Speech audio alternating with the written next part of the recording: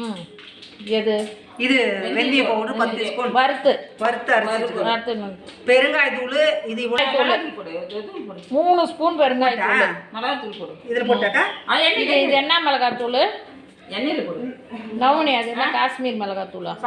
சாதா மிளகாத்தூள் போட்டு ஊத்திட்டேன் இரு பெருங்காயம் போடுங்க இல்லை பெருங்காயம் இதில் போடு அதான் வறுத்து அரைச்சது தானே பாருங்க 4 ஸ்பூன் பெருங்காயம் வெந்தயம் எவ்வளோ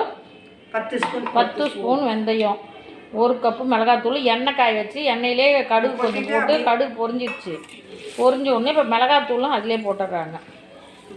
வருஷானா கூட கிடையாதுங்க அப்படியே அதெல்லாம் போடு போடு சரியா முளை பாருங்க சூட்டில் அப்படியே எடுத்து ஊற்றிட்டாங்க பெருங்காயத்தூள் அதெல்லாம் வறுத்து தான் நுணுக்குனாங்க இருந்தாலும் அது மேலே அப்படியே எண்ணெய்